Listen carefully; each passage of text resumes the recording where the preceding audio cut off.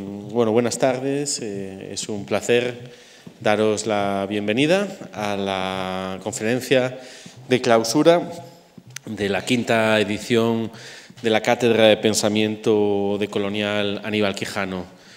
Soy Germán Labrador, director de Actividades Públicas, y me congratula la oportunidad de estar aquí acompañando a Rita un año más. Pensaba hacer una breve presentación desde abajo, pero como el año pasado Rita me ha obligado a ocupar este asiento y creo que a permanecer todo el rato. Así que, ya que bueno, estamos cumpliendo un ciclo memorial, leeré la misma presentación del año pasado, pero no, con algunas variaciones que también se ha ido actualizando, pero con algunos elementos comunes en los que se profundiza. ¿Sí? Sí. Hay un poco de eco, me parece. ¿Sí? ¿Puede corregir? ¿No escuchan con un poco de eco? Sí, no sé si... ¿Sí? Es porque soy mujer. Capaz que distancio el micrófono. ¿Ahora mejor, Asa? Ah, claro, es el micrófono. Claro, pero ahí no me oye el streaming. Claro, hay que usar el micrófono. Bueno, reverberaremos. También es un placer, me chivan por ahí, celebrar con Rita el solsticio de verano hoy. Sí, no fue casual que insistiese tanto en este día. No, tiene que ser tal día, no tal otro, ¿no? Realmente hubo, o sea, ahora todo se casa.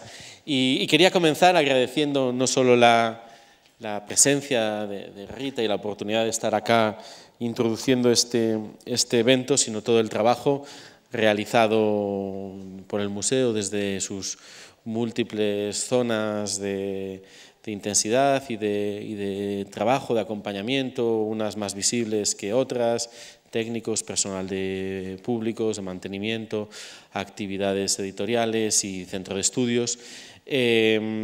Particularmente a Ana Vidal y Ana Escariz, aquí está, que han sabido acompañar con mucha inteligencia y cuidado esta actividad, pero todas las compañeras que también han estado acompañando y sosteniendo, y con las cuales mañana celebramos Conjuntiva Cero, que es el primer encuentro del tejido de investigación y del trabajo realizado por las investigadoras en residencia de la primera edición del programa de tejidos conjuntivos, de estudios culturales, museología crítica y práctica artística de investigación, cuya primera edición, eso celebramos ahora, y mañana y pasado tendremos también la oportunidad de discutir con las investigadoras sus proyectos en la mañana y tarde del jueves y mañana del viernes, igual que compartiremos el trabajo realizado en los seminarios y nodos críticos.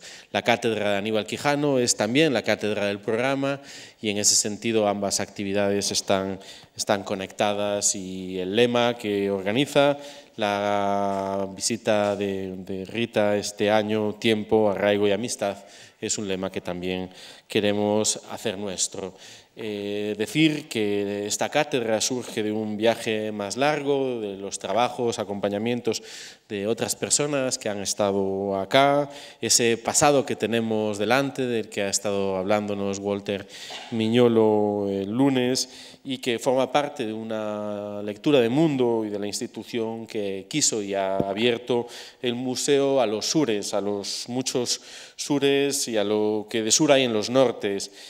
Abrir las instituciones culturales a otras epistemologías de occidentales o posmodernas, en el sentido de constructoras de esa modernidad colonial, que puedan trabajar para desmontar, para invertir las formas de la dominación que están profundamente inscritas en la cultura. Ese proyecto de sudificar al museo y a sus paseantes, de reconocer lo mestizo, lo criollo que nos habita, es un proyecto que en ese sentido he podido hacer mío en la medida en la que lo he podido heredar, y de esa manera la amistad y la conversación con Rita es parte de ese pasado que yo he tenido delante. Nadie quizás mejor que Rita para continuar esas conversaciones, esas palabras y ejemplos de Aníbal Quijano, y en ese sentido mencionar su trabajo como divulgadora, crítica y dinámica del pensamiento decolonial, atravesándolo también de las preguntas feministas, las preguntas por la violencia contra las mujeres, la devastación cultural, la pedagogía de la crueldad. En palabras de Walter Mignolo, Rita le metió eso del desmontaje del mandato de masculinidad al pensamiento al pensamiento de Quijano. Ese desmontaje del mandato de masculinidad, que en palabras de Rita Segato es lo que permite que no haya reclutamiento, ¿no? El análisis de ese mandato como parte constitutiva, central del patrón colonial del poder, como clave de bóveda, lugar donde pueda quizás hoy quebrarse, y también su capacidad de pensar desde lo relacional, desde una relacionalidad altamente compleja y sensible, la cuestión de la herencia de Quijano, que activamos dentro también de una mirada relacional y sensible del museo en este tiempo, dentro de la zona de intensidad temporal, ecologías relacionales.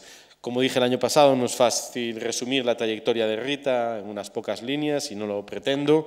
Diré simplemente que es la autora de más de una veintena de libros, publicados en lenguas y lugares diferentes, lo que nos habla también de estas otras geografías y otras circulaciones. Se ha convertido en una de las autoras de referencia para los feminismos críticos a ambos lados del océano. Pero si quisiéramos, o por lo menos si yo quisiera tirar algunos trazos de su pensamiento, mencionaré al menos tres. La pregunta por las fuerzas primigenias, por las espiritualidades fundantes, por las posibilidades no reveladas que hay en los orígenes, en sus zonas oscuras, no nombradas, no capturadas, que desde su tesis de doctoramiento, Santos y Daimones, o Politeísmo afro-brasileiro da tradición arquetipal, está ya fundado en esa también reclamación del politeísmo y de lo que hay de politeísmo en nuestros mundos supuestamente monoteístas, la demanda por el sincretismo, por los rumores, por el milagro también como anclaje concreto en el territorio, un mundo con milagros, con historias, forman parte de mucho, no tan evidente, mucho de su trabajo que ha ido realizando. Todas esas fuerzas que la colonialidad no ha conseguido dominar, ¿no? Más allá de los énfasis en la multiculturalidad, la diferencia y el mestizaje, y todos los problemáticos discursos que intentan y han intentado capturar en el universo neoliberal esas fuerzas. También mencionar en este sentido la nación y sus otros, la cuestión de la raza, la etnicidad y la diversidad religiosa en los tiempos de políticas de identidad, a propósito de esta cuestión, y el elemento fundante de lo negro en la lógica patriarcal, en la lógica nacional, en la lógica edípica. Sobre esto mencionar también un proyecto que tenéis en marcha con Marcelo Brodsky, que también nos ha acompañado este año en la cátedra. El segundo rasgo del pensamiento de Rita, que me parece central y necesario, es la idea del capitalismo como una máquina de extracción y de violencia, cuya base es la violencia patriarcal y racista, como una fuerza que en este último ciclo histórico se expresa con especial intensidad sobre el cuerpo de las mujeres. Libros ya de referencia como Las estructuras elementales de la violencia, Ensayos sobre género entre la antropología, el psicoanálisis y los derechos humanos, o La escritura en el cuerpo de las mujeres asesinadas en Ciudad Juárez. Y por último, o no, quizás como tercer rasgo, la necesidad de un pensamiento que sea académico, que sea a la vez político, activista y estético. Un pensar que es urgente y es al tiempo hermoso, un pensar que también quiere ser un hacer y un sentir, que es feminista, que es global, que se intersecta con luchas, que escucha y que está siempre también en demanda y urgencia, que busca un impacto, que busca participar en conversaciones globales en las que con frecuencia Rita es también interpelada, a veces quizás más de lo que le gustaría, ¿no? Y ahí quizás algunos trabajos como Reinventar la izquierda en el siglo XXI, la crítica de la colonialidad en 8 ensayos o Contrapedagogías de la crueldad. Y mencionar también ese proyecto que está en marcha y que la conversación de hoy, la cátedra de este año, quizás sigue ayudando a desenvolver, ¿no? Con esa idea sobre el arraigo, ¿no? Un proyecto que nos habla del retorno, pero al mismo tiempo de las resistencias.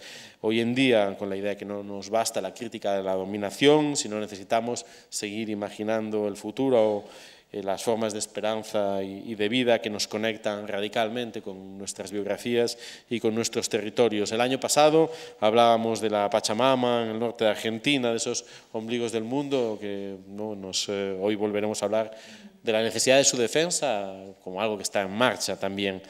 Decir que Rita no es una biografía, que Rita es una forma de vida, es decir, que es un trabajo que se ha atado también a una experiencia y que desde esa experiencia piensa, vive y comparte, que las fuerzas de la infancia en ella no han sido colonizadas y en su risa o en su indignación se expresa ese diálogo que sigue fluyendo con la niña que es.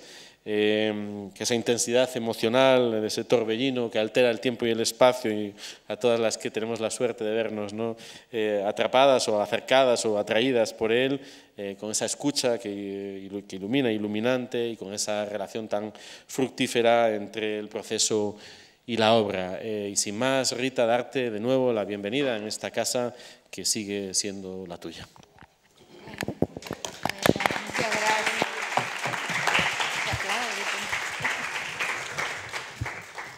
Bueno, muchas gracias, Germán. Qué responsabilidad me has puesto, ¿no? Porque, así. Y el día de hoy es particularmente difícil, ¿no? Ya verán por qué. Pero me hiciste acordar, en general planeo lo que voy a decir, pero después me desvío para todas partes, porque me hiciste acordar que estamos en un 21 de junio.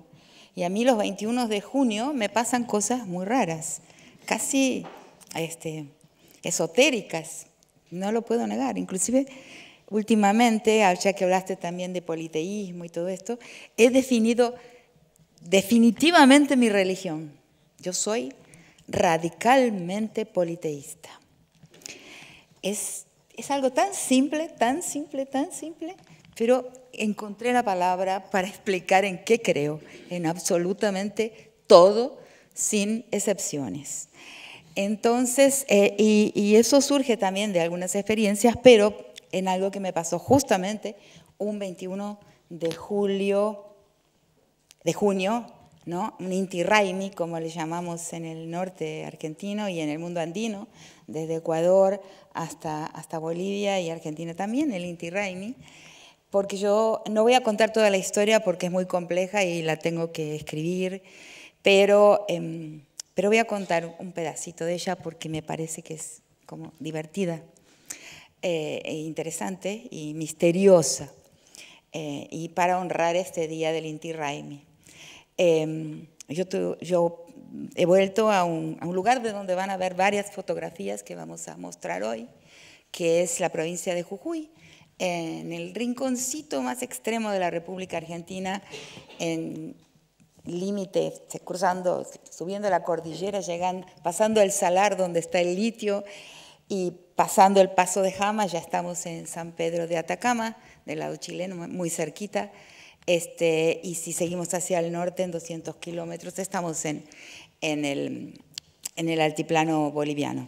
O sea, vivo más cerca de La Paz que de Buenos Aires. Pero a mi retorno, claro, retorno y caigo así de paracaídas en un lugar en el que había estado ausente por 40 años y entro a la chaya, que se llama el dar de comer a tierra, a la Pachamama. El primer año funcioné, el segundo año funcioné, el tercer año dije, ¿pero qué estoy haciendo acá? Entonces todo es lo mismo. Inti es el sol, el Dios todopoderoso, sol, la Pachamama es la Virgen María, es lo mismo con otro nombre. Yo no sigo esto, no tiene sentido. Bueno, voy a abreviar y saltarme una larga parte, pero tuve un sueño que me dijo algo y me dijo no es lo mismo, lo que hablé, inclusive mencioné ayer, vino de un sueño. El mundo monoteísta es lineal, ¿no? Es histórico. El mundo cósmico, las cosmologías son redondas y se sustentan en la reciprocidad entre sus partes.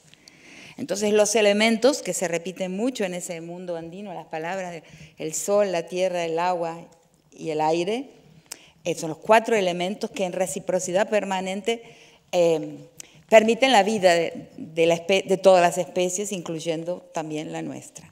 Solo que al final, contándolo de una forma muy breve, muy abreviada, un día estaba meditando, yo sé que bien lo resolví, no es lo mismo, es otra cosa, pero ¿qué le da la tierra al sol?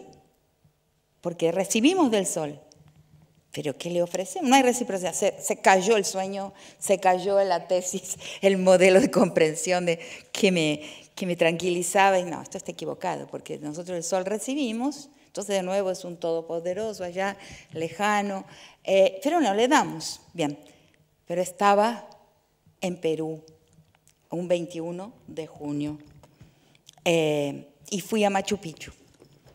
Y estaba ya a las 6 de la tarde, junto con Tucuta, mi compañero, yo queriendo descansar, así muy cansada de la caminata, y pasa una procesión adelante de nuestro, unas mujeres vestidas con unas túnicas, bueno, evidentemente eran religiosas, estaban, y en el centro de esa procesión llevaban un señor muy mayor. Entonces, como mi compañero Tucuta siempre rezonga, como en general los hombres les encanta rezongar, dice, estas son horas de andar paseando por acá, eran las 3, 4 de la mañana para ver el sol salir por las ventanitas, el Inti Raymi. La procesión se da vuelta y viene hacia nosotros. Ay, que de tierra, trágame tierra, porque viene hacia nosotros. Y efectivamente, Señor, le dice, estábamos aquí muy temprano esta mañana, e inclusive nos acompaña este anciano huichol, que vino desde México para celebrar con nosotros el Inti Raymi aquí en Machu Picchu. El anciano huichol era ciego y se veía, andaba con un cayado, con una bengala, apoyándose, y un hombre muy, muy mayor se da vuelta y viene caminando hacia mí. Ay, tierra, trágame. Entonces viene, se coloca frente a mí, y esto lo tengo que jurar porque si no es increíble. Menos mal que no lo viví sola, sino yo misma dudaría de ese episodio. Hoy es un aniversario de ese día, hoy es un 21 de junio. Viene, se para delante de mí y me dice, ¿usted sabe que el sol es frío? Bueno, yo, no. Le digo, perdón, le digo, no, parecía yo. Estaba reducida a primero inferior, una niña de primaria. No, me parece que no, ¿no? Entonces, me dijo, ¿usted sabe de qué elemento está hecho el sol? Pienso un poco. Y helio, ¿usted sabe cuál es la temperatura del helio? De nuevo, ahora la escuela secundaria, la tabla de los elementos, ¿no? No, la verdad es que no me acuerdo, pero helio es el más frío de todos los elementos, es menos 370 grados, una cosa así. Se da media vuelta y se va. Y me dejó ahí. Pensa, ¿cómo este hombre sabe que yo estoy preguntándome todo el tiempo, lo tengo en mi cabeza todo el tiempo, cuál es la recíproca? Ese elemento está fuera del orden de lo recíproco, ¿no? ¿Cómo ese hombre sabe que yo estoy obsesionada con esa pregunta? ¿Y qué solución entonces? Me vino a traer evidentemente una solución para mi pregunta, para mi problema. Entonces lo pensé. Primero fui también al Google y vi que hay un debate dentro de la astronomía a ese respecto. Van ganando los que dicen que el sol efectivamente es caliente, pero la manera en que yo utilicé lo que este sabio huichol me dijo es la siguiente, que cualquiera que sea, que la temperatura del sol relevante para nosotros, o sea, ¿qué es temperatura? ¿Qué es temperatura en el vacío? ¿Qué es temperatura fuera de la atmósfera, no? Se necesita la fricción con la atmósfera para tener una temperatura. Lo otro, no sé cómo puede ser medido o establecido. Entonces la reciprocidad es ese camino de fricción con la tierra, con la atmósfera, que transforma el sol en lo que es para nosotros.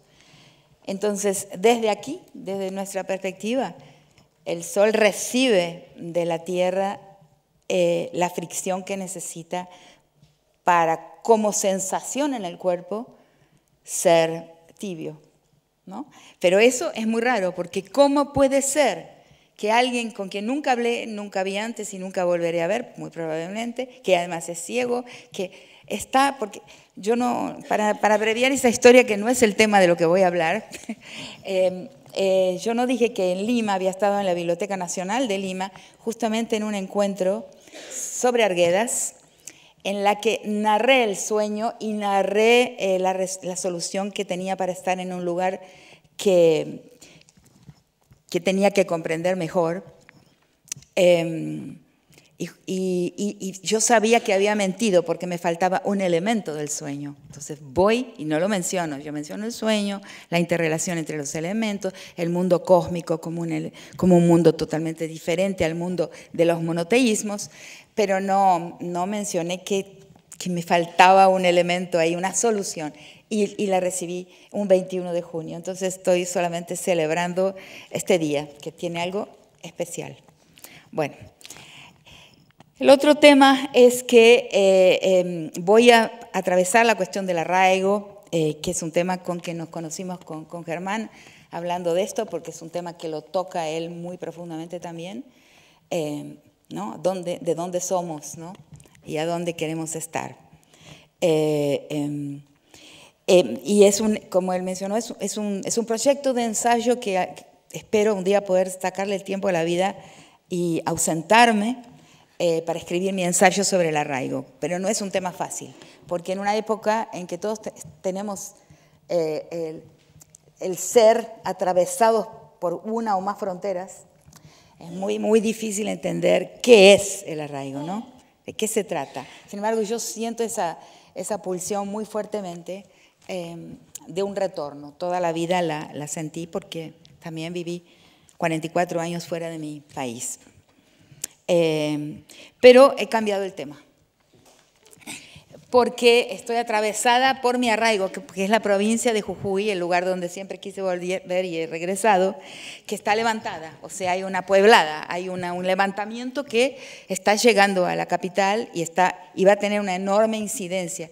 Es esa provincia que fue siempre, digamos, la periferia de todo, la periferia del mundo del Tiahuanaco, la periferia del mundo incaico, la periferia, menos que hoy, pero también una periferia del mundo del virreinato del Alto Perú colonial, y una periferia después del Estado republicano independiente. Es un rincón, ¿no?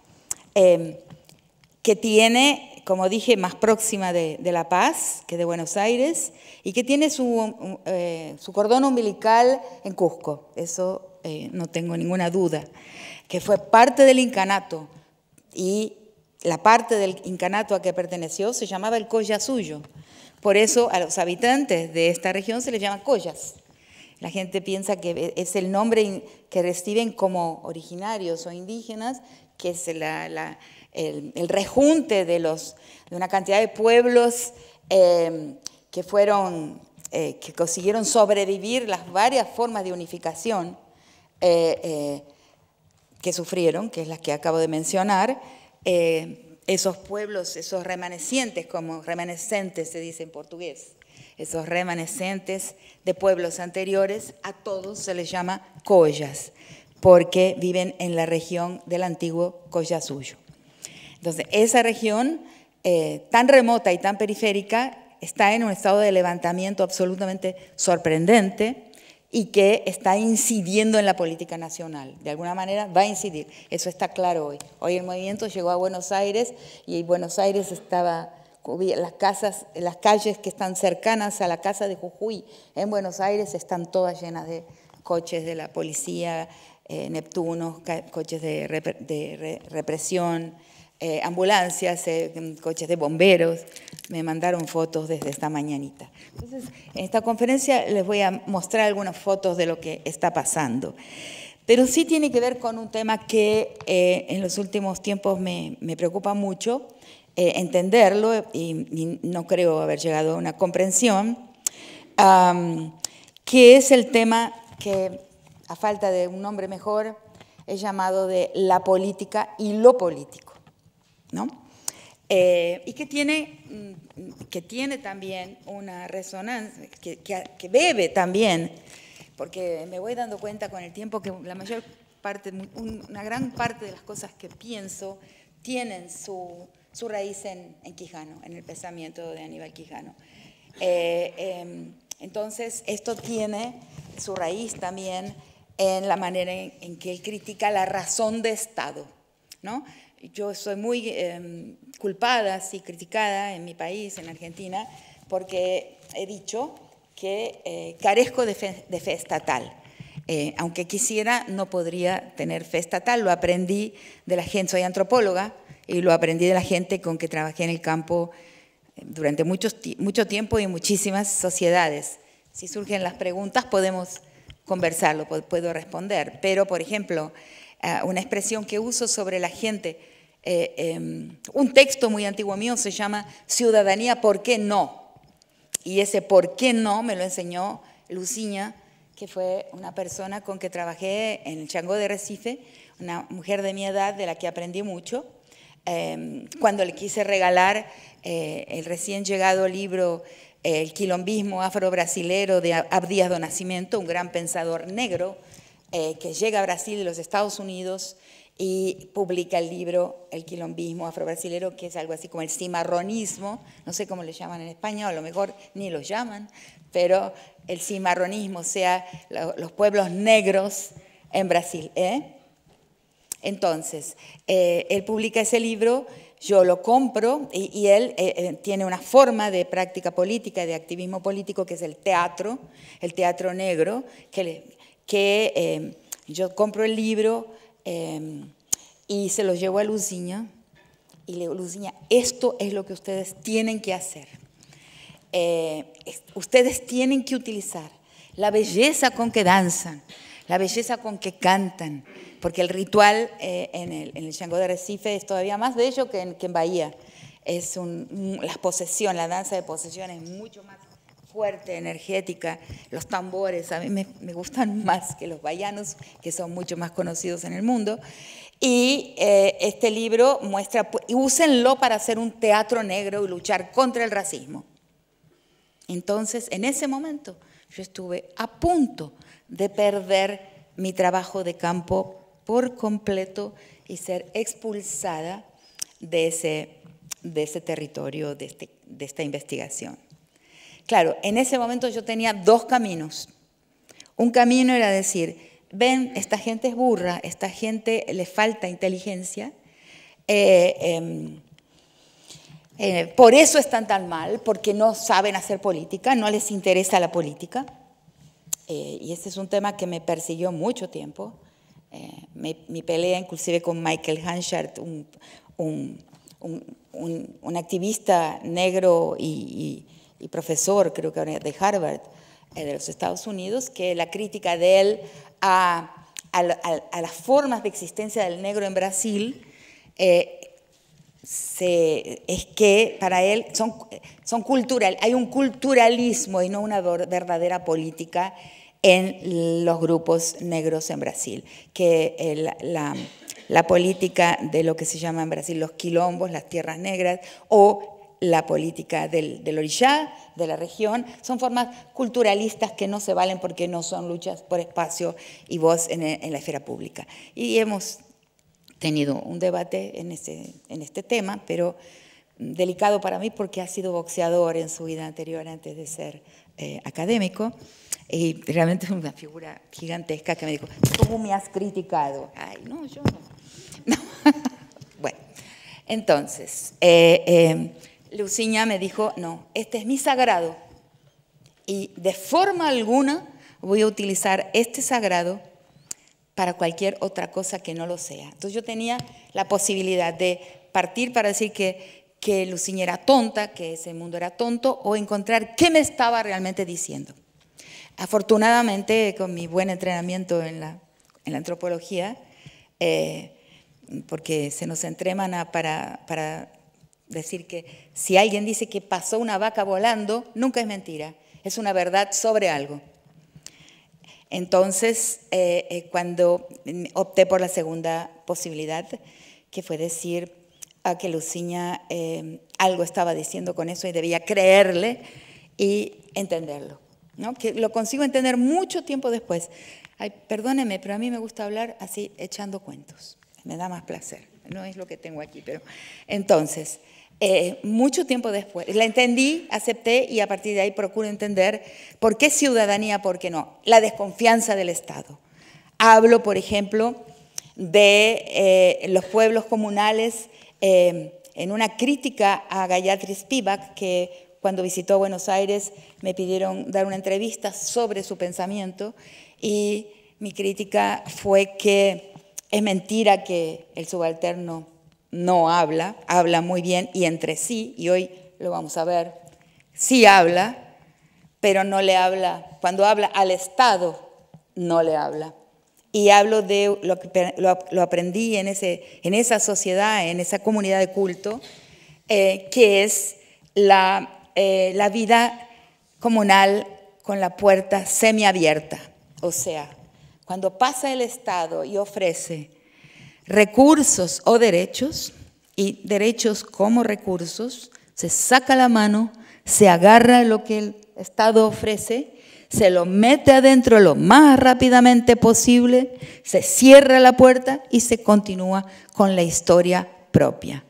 Entonces, por eso yo digo, más que un relativismo, después en otros textos he criticado el relativismo cultural de la antropología, y hablo de que nuestro continente está atravesado por un pluralismo histórico. Son diversas historias, porque lo he visto, atravesar el territorio del continente, a veces cruzarse, pero siempre cerrar la puerta para continuar su curso, sus travesías como pueblos, ¿no?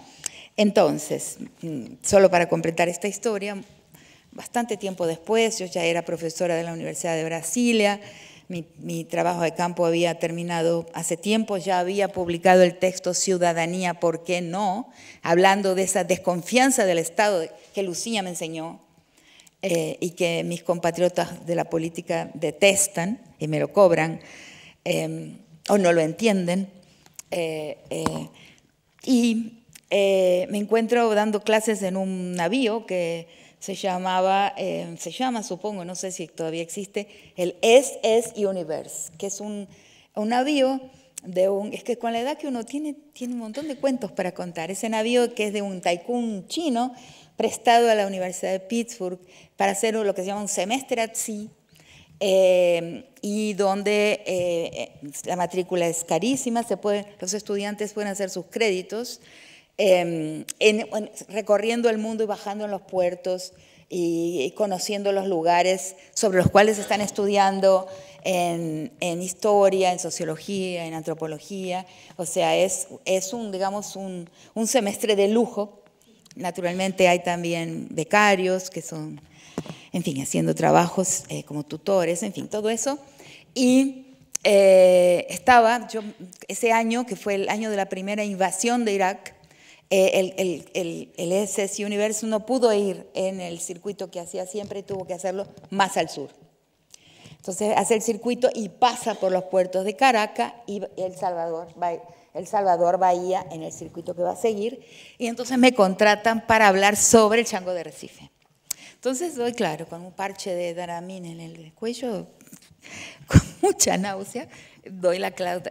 Hay un momento en que había una gente adulta ahí, que yo no entendía muy bien quiénes eran, un señor muy blanco viene y me pide si puede hablarle a los estudiantes. Sí, cómo no, puede hablarle. Sí, se da media vuelta y le dice lo siguiente: es por estas religiones que yo les digo que estos países nunca progresarán. Una perla. Me entregó una perla, no sé si ustedes lo entienden como yo, pero a mí me entregó una perla y me explicó lo que Luciña me había dicho.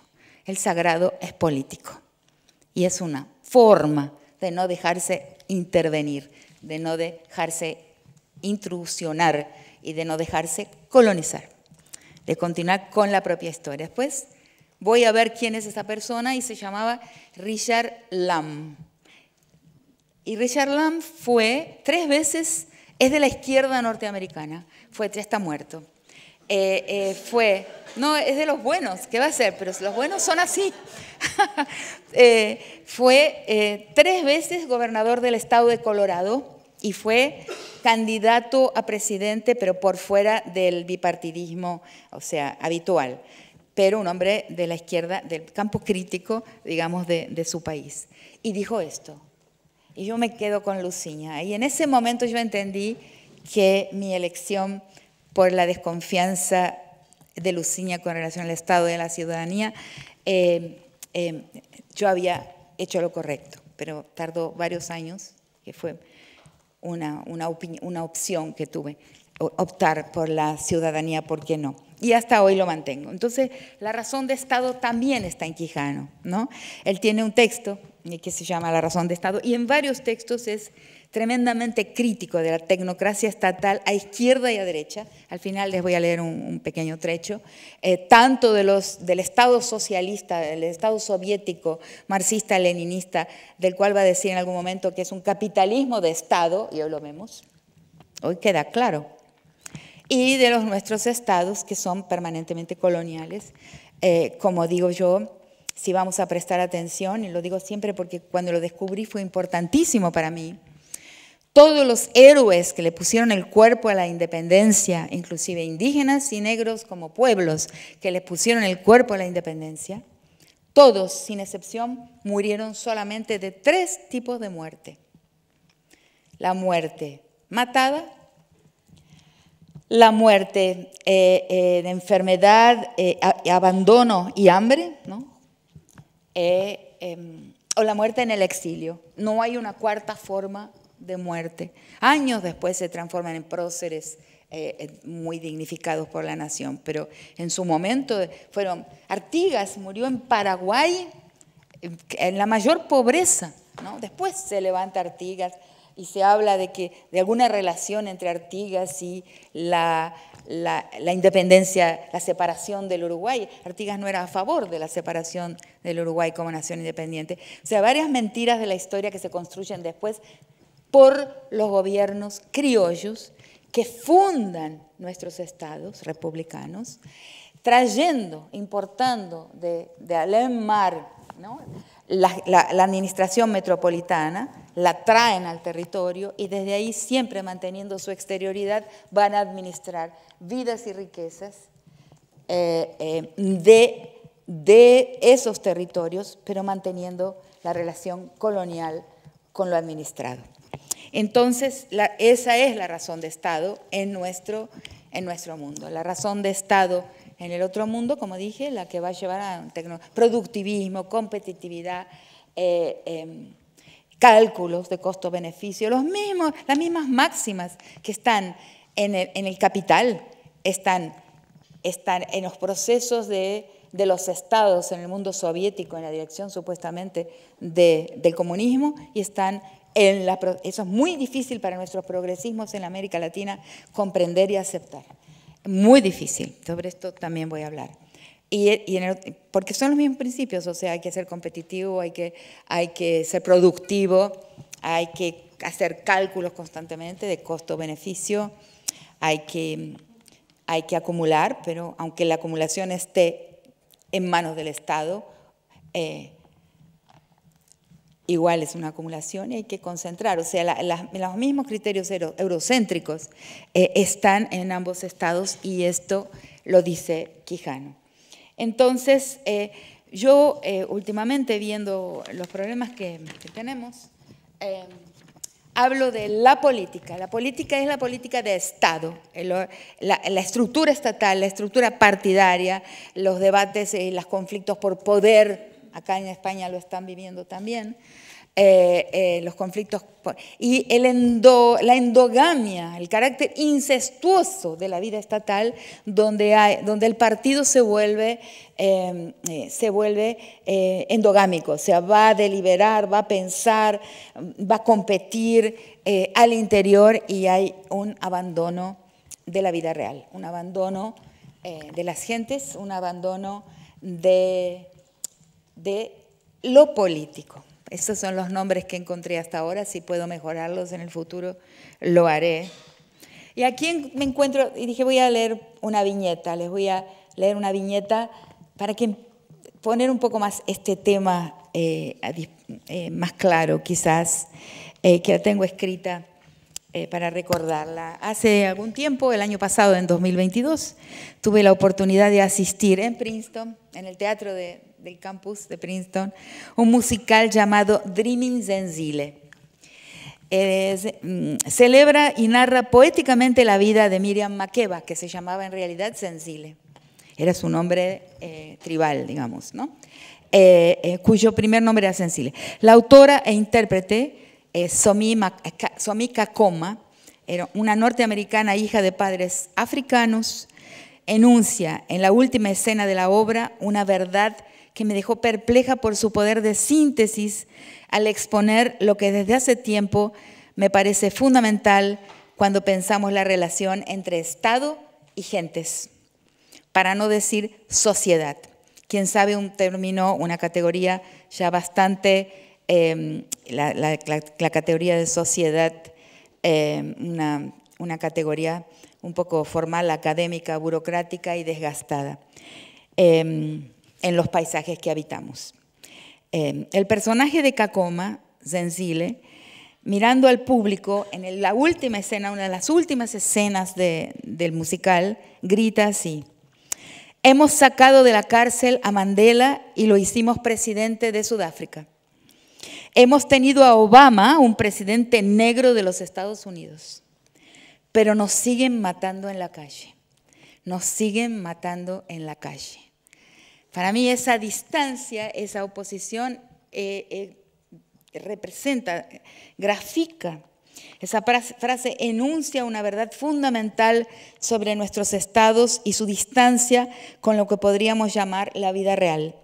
Enuncia algo así como la calidad ficcional del Estado, en el sentido de calidad francamente mentirosa del Estado. Bien. Entonces, ¿qué es lo político? Bueno, lo político, marqué algunos elementos de lo político sin llegar a explorarlos completamente. Es un poco algunas palabras que voy a desarrollar más tarde cuando escriba mejor sobre esto. Lo político tiene arraigo, o sea, ¿y qué es el arraigo? ¿No? Que a lo largo de uno o dos textos que ya he escrito sobre el arraigo, y no es necesario continuar cobrándome que los termine de escribir, el arraigo, en el arraigo no hay convertibilidad, no hay lo homologable.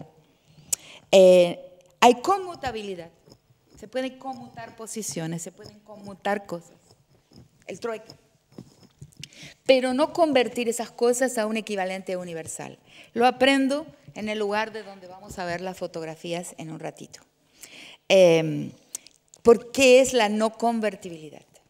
Y lo aprendo cuando hace muchísimos años, ya en 1987, se me empezó a ocurrir que era imprescindible y urgente estudiar la conversión religiosa a los protestantismos, que hoy es un tema urgente y yo no veo el momento de poder volver a mi tema original, que era el tema de religión y sociedad. Quiero abandonar el estudio de la violencia de género, pero la violencia de género no me deja en paz, o sea, no me permite, pero sí, o sea, yo ya dije lo que podía decir en ese campo.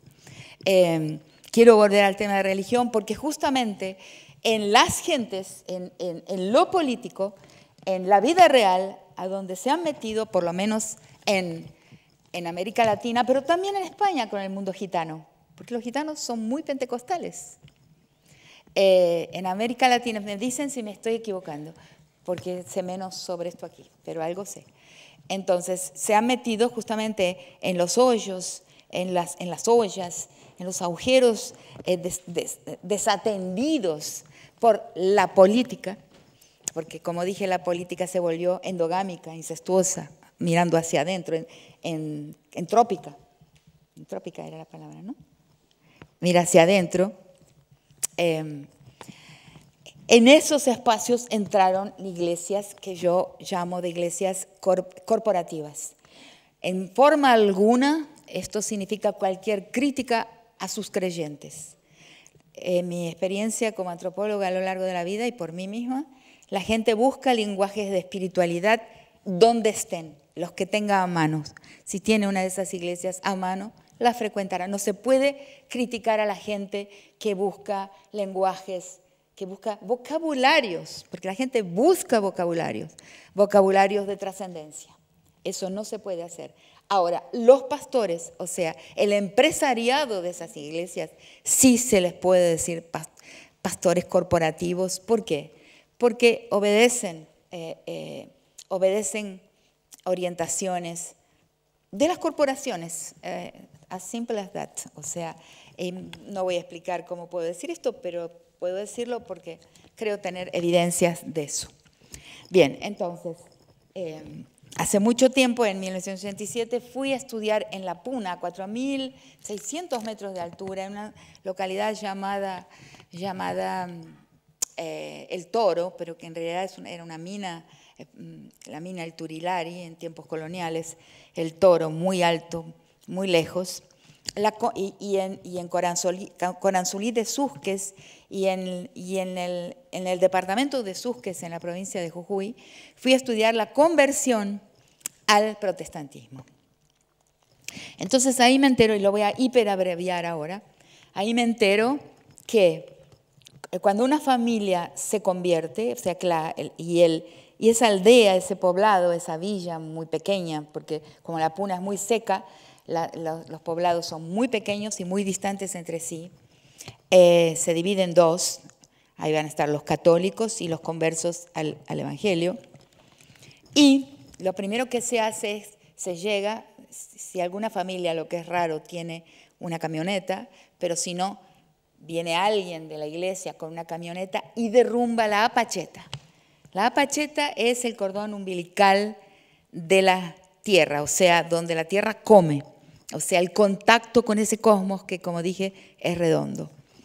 Es un montículo de piedras y entonces cuando se hace la marca del ganado, de las llamitas, de las ovejas o de las cabras, se le da de comer, se challa la tierra, se le da de comer.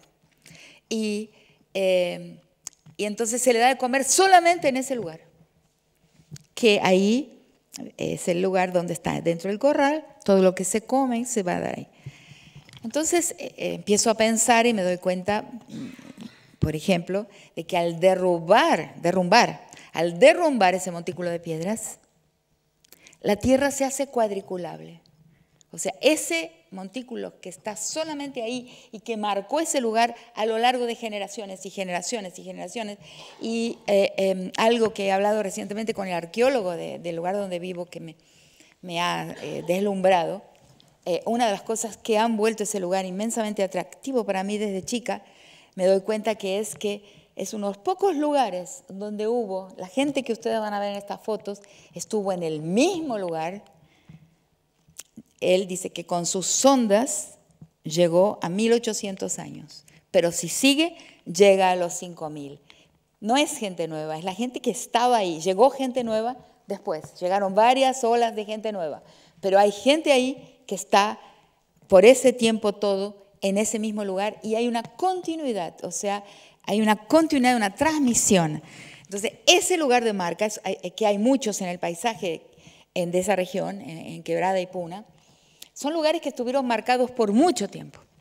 Al desaparecer la marca, toda la tierra se hace igual. Se puede trazar ahí un referente monetario, se puede revertir a una grilla monetaria universal. ¿Qué quiere decir? La tierra se puede vender y comprar. Y su valor va a estar dado por su superficie, su distancia a la ruta, la distancia a los ojos de agua o a manantiales o a los ríos, pero va a tener un valor que va a poder ser dado en moneda, se va a poder comprar y vender. La derrumbada de esa marca en la tierra, eso es lo que va a significar, y de hecho significa, se va a transformar en mercancía. La tierra muere, muere porque se cosifica y se mercantiliza. Entonces, el arraigo es, una de las definiciones a las que he llegado de arraigo, es el lugar con el cual uno tiene alguna referencia y que no tiene equivalente con ningún otro. No es por su comparabilidad que uno mantiene un vínculo por ese lugar. No lo puedo desarrollar más ahora, pero es por ahí que estoy yendo. Es lo no homologable. No tiene ni virtudes ni defectos. Simplemente es lo que es y no tiene convertibilidad. Bien. Es también, lo político tiene que ver con lo comunal, no lo ciudadano. Y nosotros y nosotras, los antropólogos y las antropólogas, sabemos muy bien algo que la gente... Ese es uno de los defectos de mi disciplina. No ha sabido atravesarle a la gente, ni a las otras humanidades, ni al sentido común de la sociedad, lo que sabe. La antropología sabe realmente cosas muy, ¿cómo puedo decir?, espectaculares en términos de diferencia entre seres humanos. Diferencias impresionantes sobre la sexualidad, sobre masculinidad y feminidad, sobre lo que estoy diciendo ahora, la diferencia entre lo que es una comunidad y lo que es una sociedad. Y yo veo todo el tiempo confundir a lo social con lo comunal. Tienen estructuras totalmente diferentes. Entonces, la politicidad de lo político tiene más una estructura comunal que ciudadana. Y esa politicidad comunal, más que ciudadana, tiene una es dual, y ahí yo tengo una palabra que difiero con el uso de la palabra dualidad en Aníbal, en Quijano, lo he debatido con él. Él habla de que el mundo colonial dualiza porque crea las oposiciones y otrifica. Pero yo digo binariza porque me sirve mucho hacer una diferencia entre lo dual y lo binario. Entonces, el mundo comunal es dual. Hay una jerarquía. En mi comprensión de las cosas, hay algún grado de jerarquía, aunque sea de prestigio, entre los elementos, los estratos de esa dualidad. Pero no es binario. En el binario hay un uno y sus otros, un blanco y sus negros, un hombre y sus mujeres. O sea, en mi vocabulario, binario es un sujeto universal y sus particulares y los sujetos minoritarios que vendríamos a ser nosotras, los LGBTIQ+, los negros, los indígenas, el otro necesario, de eso han hablado mucho los estudios postcoloniales, el otro que permite la centralidad del sujeto universal, el otro deficiente que permite la existencia del normal, porque una de las cosas que la modernidad hace es inventar la normalidad. Entonces, el normal, el universal, masculino, como se ha dicho, masculino, letrado, propietario, letrado, masculino, propietario, me falta uno, y el quinto, el que yo le llamo, el feminismo clásico llama de heterosexual, y yo digo no, porque sobre su sexualidad nada sabemos. Es simplemente un pater familias. Entonces, ese es el sujeto de la norma y sus otredades, que son sus deficiencias, son sus álteres son sus defectivos, son sus defectivos. Entonces, eso aparece con la modernidad. Pero el mundo comunal es dual, o sea, tiene, pero algún nivel de jerarquía existe ahí, el patriarcado tiene algún nivel de jerarquía en mi comprensión, y también como antropóloga uno ve la casa de los hombres, las casas tribales, la iniciación masculina en los 5 continentes, y también entre nosotros, aunque ya no se llama iniciación, pero tiene elementos de una iniciación masculina. El hombre tiene que probar de alguna manera que es hombre, y eso es una forma iniciatoria. El español me falla a veces, ¿cómo sería? Iniciatoria. El hombre tiene que iniciarse de alguna manera en su masculinidad y titularse hombre. Y eso es en todas las sociedades humanas. Pero los grados de jerarquía, los grados de opresión son muy diferentes. En nuestro mundo yo hablo de que ya no estamos siquiera en un mundo desigual, estamos en un mundo de dueñidad, de lordship, o sea, como un retorno a un tipo de feudalismo donde los feudos son infinitamente más grandes y los espacios comunes son infinitamente más pequeños que en el feudalismo original, pero que el mundo de hoy no es meramente un mundo de desigualdad, sino un mundo de dueñidad. De ahí su gran afinidad con el patriarcado, que es también una estructura política de dueños, y ese es el otro tema. Voy pasando así rápidamente por temas míos que están vinculados con la base, con el pensamiento de Aníbal Quijano de varias formas, pasando rápido por ellos ahora, porque el patriarcado, que es esa primera forma de adueñamiento que algunos lo colocan en el tránsito en Totem y Tabú, ¿no? En Freud, por ejemplo, en el tránsito de la especie, y un gran ideólogo, un gran pensador feminista, como es Öcalan, lo llaman los kurdos, lo sitúan en el fin del neolítico. Para él, la caída de jerarquía de la mujer la sitúa en el fin del neolítico. Está preso él hace muchos años y en total aislamiento, en periodos en que no se sabe si está vivo o muerto. Tengo inmenso aprecio por esa figura, ese pensador, Abdullah Öcalan dicen las kurdas, pero se escribió Öcalan. Bien, entonces hay un momento en que ese orden patriarcal, y cuidado, no es ni una moralidad, no es una costumbre, no es una religión. El patriarcado es un sistema político. Un sistema político. Y la lucha contra el patriarcado, lo he comprendido más recientemente, es una lucha antisistémica. Y ninguna revolución llegó a destino, porque ni la francesa, que tuvo 3 reyes después, llegó a destino. No fue nunca más que un proceso revolucionario, pero sin llegar a su destino de cambio definitivo de mundo. Porque no han tocado el sistema político basal, el cimiento político basal, fundante, que es el patriarcado. Bueno, no es sobre eso que voy a hablar sobre lo político. Entonces, lo que quiero decir, ¿por qué vengo a ese tema ahora, en este momento, rápidamente? Porque en el mundo comunal, por ser dual, hay una historia de los hombres y una historia de las mujeres. Una acumulación de conocimiento que acaba siendo adaptativo y acaba inclusive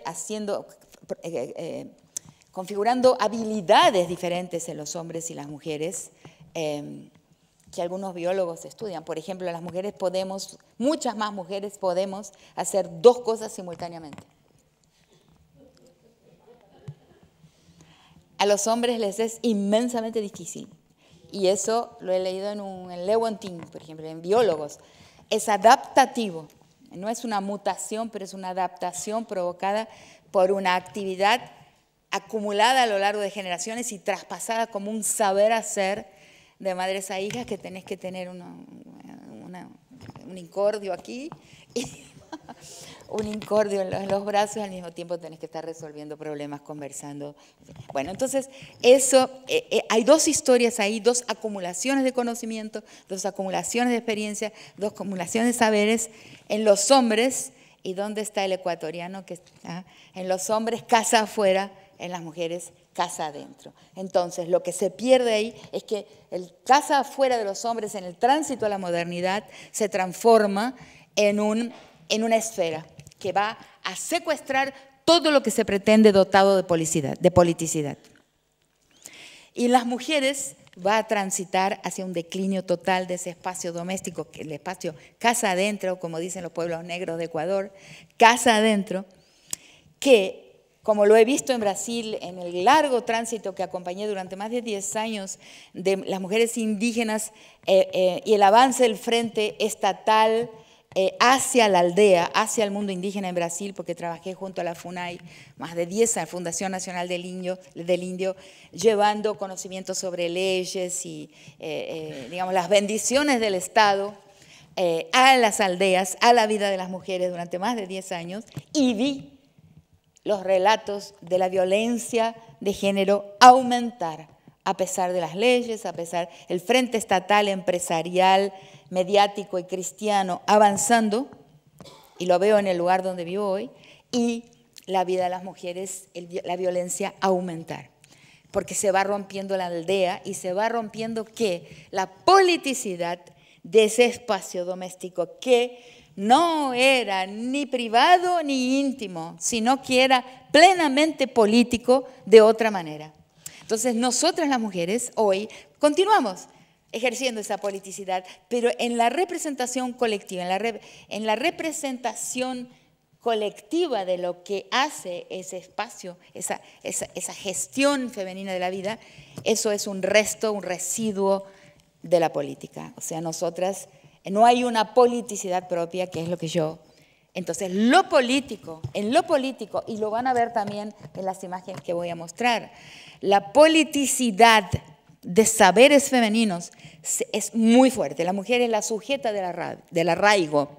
La mujer, no lo digo yo, o sea, en los pueblos indígenas de Brasil, por ejemplo, los varones no pueden aprender la lengua del colonial, la lengua portuguesa, desde chiquitos, desde más jóvenes. Las mujeres tienen edades, reglas diferentes, pero son autorizadas a aprender la lengua de la nación, digamos, la lengua de la política nacional, más tarde, a edades diferentes, dependiendo del pueblo. Entonces vienen las feministas de Holanda, por ejemplo, o las feministas alemanas y también las feministas españolas, y dicen, porque esto es el machismo y no. Es porque la mujer va a ser la que va a garantizar la garantía de la continuidad. Y un pueblo no es ni un patrimonio de costumbres, no es eso. Un pueblo es una historia, es una gente, porque las costumbres van a cambiar.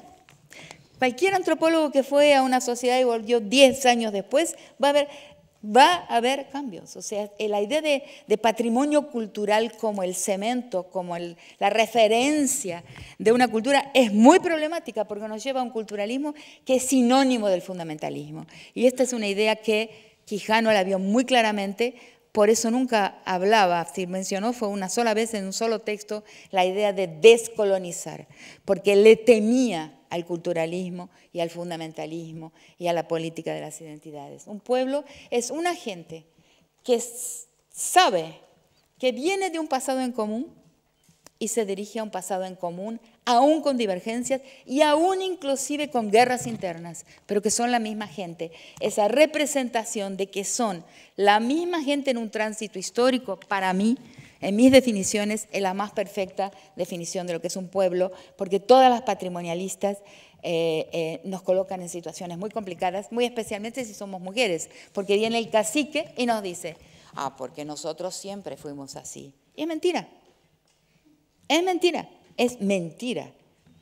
Pero van a invocar la permanencia de un patrimonio cultural para no enfrentar cambios. Y están mintiendo. Es muy fácil mostrar que eso es siempre así, no es confirmable.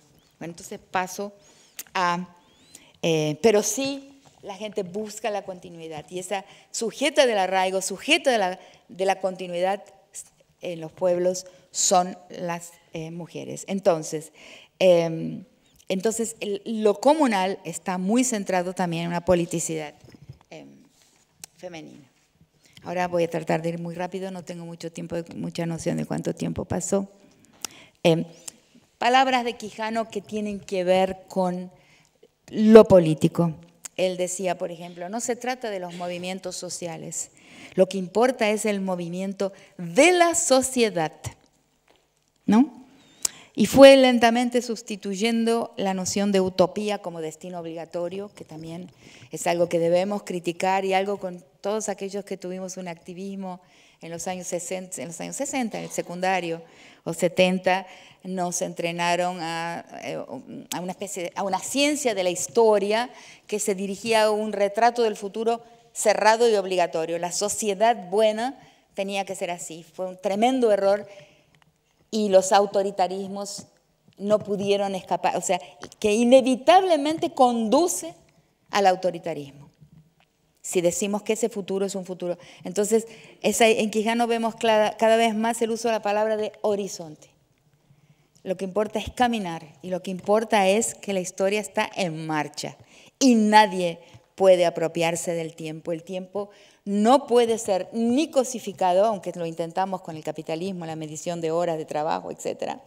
Pero no es cosa y siempre nos sorprende. La historia nos sorprende siempre.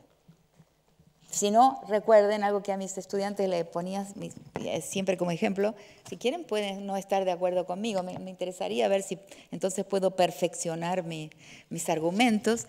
Pero les decía, miren el muro de Berlín, ¿no? El mundo entero mirando ese lugar en el planeta, el muro de Berlín, y nunca nadie pudo exactamente decir ni cuándo ni cómo se iba a caer. Esa es la historia. La historia, la verdadera utopía es la imprevisibilidad e incontrolabilidad del movimiento histórico. Eso es para mí lo precioso. Bueno, entonces, listo.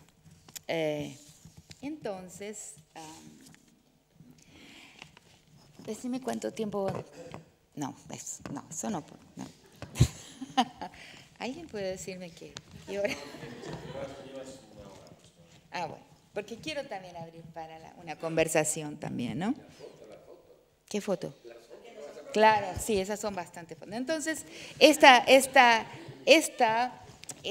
conferencia me toma en un momento en que es difícil haber hablado del arraigo, pero en un momento en que tengo la cabeza y el corazón en un lugar que ese es un lugar remoto, pequeño, insignificante, en el que elegí vivir, o sea, que es un confín, y como dije antes cuando comencé, es un confín y es una periferia de varias organizaciones políticas a lo largo de la historia, ¿no? Desde el pre-Inca, a lo colonial y a lo estatal republicano, estuvo siempre como en un rincón. Y en este momento hay un levantamiento, una poblada rarísima. Entonces, ¿por qué nos demuestra la diferencia entre la política y lo político? La provincia de Jujuy votó hace exactamente 15 días, ¿cierto? El 7 de mayo, en una votación le dieron el 49,5% de votos a lo que marcó el gobernador como su candidato, además de elegir a ese gobernador como constituyente de una nueva constitución en la provincia. Hacen solamente 45 días en que la política se definió de esa forma. Y ahora vamos a ver las fotos de ayer. Eso es el Salar, las salinas grandes de Jujuy, que uno tiene que pasarlas para llegar a la frontera con Chile. Se ve el movimiento, ¿no? Ahí estamos saliendo de la marcha, pasando por las salinas, que es uno de los recursos naturales que quiere sacar Gerardo Morales, quiere ser saqueado.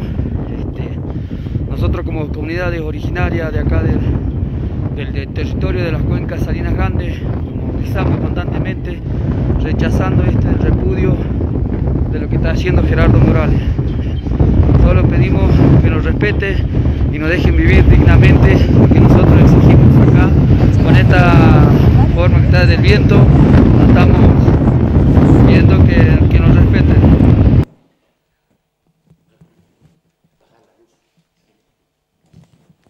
Bueno, esa salida de gente de sus aldeas lejanas, todo va a dar en muy poco.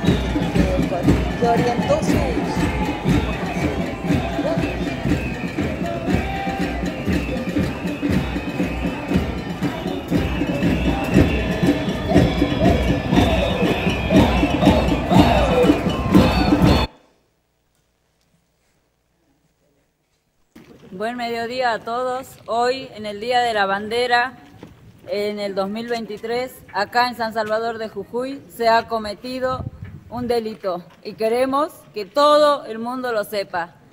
Estamos acá todas las comunidades integrantes del Malón de la Paz, los centros gauchos de Maimará y de Tilcara, y esperamos que todos los centros gauchos vengan acá a apoyarnos. ¿Por qué? Porque se acaba de jurar la reforma inconstitucional del señor Gerardo Morales, con la que le da permiso para ir a robar todo el litio, todas nuestras riquezas naturales, todo nuestro territorio, a toda nuestra gente. Y nosotros no se lo vamos a permitir, hay corte definitivo y no lo vamos a dejar entrar nunca más a nuestros territorios.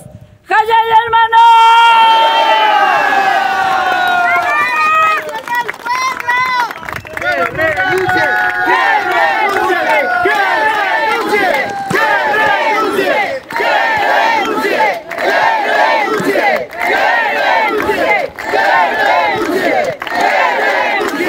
La Asamblea del Tercer Malón de la Paz, todos los gauchos y todas las personas que se encuentran aquí en el corte de Purmamarca, nos solidarizamos con nuestros hermanos docentes, con el SEOM, con todas las personas de todos los gremios que están ahora, en este mismo momento, siendo reprimidos brutalmente en San Salvador de Jujuy. Los apoyamos y esperamos que vengan todos para acá, porque acá vamos a resistir. No vamos a permitir que el señor Gerardo Morales se salga con la suya. No nos va a robar la vida. No le vamos a permitir.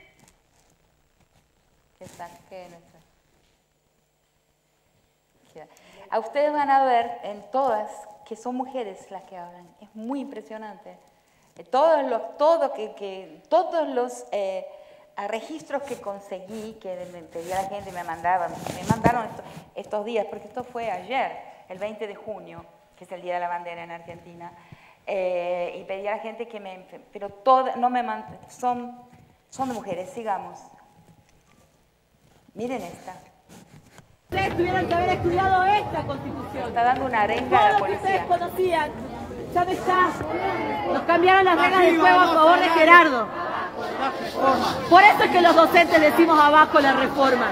Somos nosotros quienes enseñamos cuáles son los derechos de ustedes. A la policía. Y los están utilizando a ustedes de carne de cañón. Porque a ustedes también les prometió mejoras salariales, para que dejen de deshumanizarlos con esos adicionales asquerosos. Ustedes llegan a fin de mes gracias a los adicionales. Cualquier Estado que se respete tiene seguridad, salud y educación bien pagos.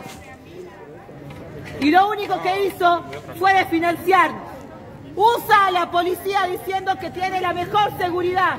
Ustedes mejor que nadie saben lo que le sucede a los barrios populares. El Paco se está llevando y se está chupando a nuestras juventudes, porque no hay un futuro acá en Jujuy. A ustedes lo único que les dicen es, sean policías, y los pasan a ser una fuerza represiva del sector popular. Lo único que tenemos para estudiar es enfermería, docencia o la policía. Somos los peores pagos. Es momento que ustedes empiecen a pensar de qué lado de la mecha se van a parar. ¿Del lado del que los oprime o del lado del pueblo? Más de uno, ya he visto 3, trabajamos juntos. Nosotros somos las maestras de los hijos de ustedes y muchas hemos sido profes de ustedes. Empiecen a pensar, no se dejen esclavizar. ¿Cuántos están más de 3 días sin dormir por los adicionales? Porque de financia seguridad. Acuérdense de todos los nombres de los que vinieron a cambiarle las reglas del juego del pacto social. Ustedes también son parte de la sociedad jujeña. Esta es la que vale. No eso que hizo Gerardo ahí. Eso de hecho está mal. Correspondía a un referéndum. Ustedes, cada uno de los pobladores de Jujuy tenía que conocer cuáles eran los artículos que se iban a modificar. ¿Cuáles eran los motivos por los cuales se iban a modificar? Hizo todo a espaldas de ustedes y a espaldas nuestras. Más de uno se quiere quedar en la casa ahora con su familia, no cagado de frío acá. no haciendo este adicional, no teniendo que salir a cubrirle la espalda a uno que los va a empobrecer y va a empobrecer a sus hijos. Más de uno tiene madre maestra, porque no tenemos otra opción de estudio. No le podemos decir a nuestros hijos vayan a Córdoba, apenas si les damos de...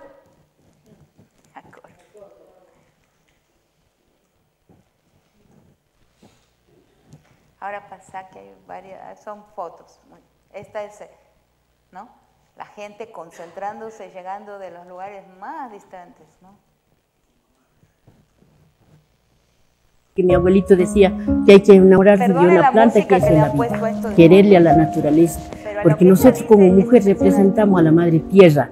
Nacemos de la tierra y volvemos a la tierra. Peleamos por tener una 4x4, una camioneta, qué sé yo, un lujo, pero no peleamos por la vida de los tataranietos. ¿Con qué van a quedar? Si esa 4x4, hoy es 4x4, mañana va a ser chatarra que va a estar hecho allá y las plantas van a estar viviendo. Por eso tenemos que cuidar y defender. Nosotros éramos de un grupo que se llamaba Colectivo Apacheta, que estábamos todavía en el grupo peleando por tema de los mineros, por realizar el tema del agua, salvar el agua, que el agua es vida, para nosotros es vida. Se ha perdido el respeto, ya no existe, ni el sentimiento de cada pueblo originarios. Nosotros sentimos una cosa y otros sienten otra cosa. Otros prefieren la plata y nosotros no. Defender lo que es para dejar los tataranietos. ¿Qué se van a hacer si se va a acabar la tecnología? Estoy tan seguro. Que ellos escuchen, ¿no? Que la madre está en lucha, ¿no? Para dejar para ellos, ¿no? Para dejar para los tátaros. Yo no digo para mi familia, porque si yo pelearía para mi familia sería otra cosa. Yo peleo para todos los jóvenes del mundo. Es como que uno siente que Dios está olvidado de la gente. ¿Por qué? Porque ya capaz que le hemos cansado a Dios también, ¿no? El hombre avanza y avanza con la tecnología. No tiene control que también hay un respeto a la madre tierra. El tata inte, que es el sol, la mamaquilla, que es la luna, el tata guaira, que es el viento, el abuelito fuego, que hay que respetarle mucho por el calor que te da. Todo tanta sabiduría, el águila, el carancho que viene anunciando, ¿no? Que nos va a tocar algo en esta vida. Y así va a ser. El político es político, ¿no? Lo entendemos de otra manera. Habla tan bonito, el hablar, el sentir, el expresarse, digamos, el expresarse, pero el sentimiento por adentro no tiene nada, todo está vacío. No, lo hablan nada más porque lo estudian. El gobierno, ¿qué quiere hacer? Porque los tierras, los cerros, los apus se dicen los cerros, y tienen tanto mineral y ahora ellos quieren ser dueños. ¿Por qué? Si ellos nunca lo han cuidado. Lo que le hemos cuidado si nosotros, la gente del campo, que todos los días se levanta, sale el sol, se pierde el sol, la gente está con el ganado cuidando las tierras, porque si no viene alguien se hace dueño. Y ahora no, que todo tiene que pasar al gobierno, yo no estoy de acuerdo con eso, porque nosotros lo cuidamos. Nosotros tenemos un ajayo que nos acompaña cuando dormimos. Nosotros decimos que soñamos, no soñamos, sino que el ajayo con los otros ajayos se encuentran. Si no volviera ese ajayo no despertaríamos nunca más. Que los ajayos de los abuelos están vivos en los apus, en los cerros, están vivos ahí. ¿No? Cómo es lindo de darles comer a ellos, ¿no? Encontrarnos y hablar con ellos, ¿no? Que ahora están escuchando aquí, ¿no? En este cementerio, tantos ajayos, ¿no? Claro, nosotros también, yo me acuerdo cuando iba a primero grado, que capaz que utilizábamos el maicito, la piedrita, la cortaderita, el palito, para poder contar, pero nosotros hablábamos en kunza. La palabra achitar es en kunza, y el maestro, no, así no se habla. Hay que hablar de esta manera, y capaz que de eso los pueblos originarios hemos perdido nuestra lengua. Dice el refrán de la abuela, el joven tiene la servilleta y el tenedor y la cuchilla, no le importa más nada. No sabe cómo va a sostenerse cuando se muera la mamá y el papá, porque no lo enseñan. Tiene que aprender a buscarse la vida. Así tiene que ser el pueblo, la Argentina, el mundo. Usted tiene que enamorarse, le aconsejo, enamórese de una planta, del limón, del eucalipto, de algo. Ese le va a salvar la vida. Cuando esté enfermo, póngase en el corazón, ese le va a salvar la vida. Es un genio. Qué bárbaro. Bueno, entonces, vamos, sí, ahora son fotos.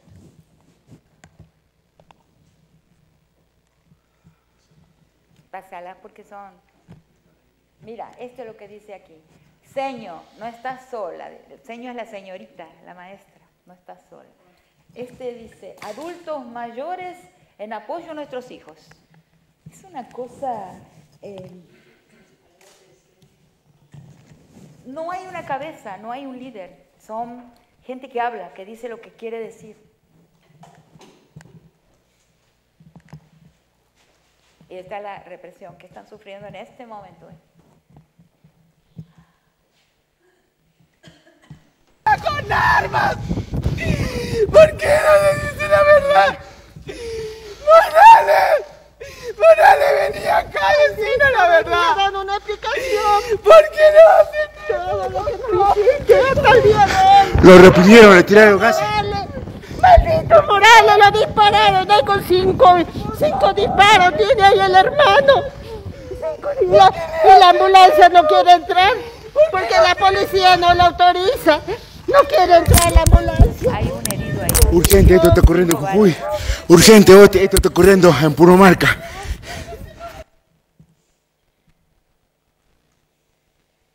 Ahora, algo.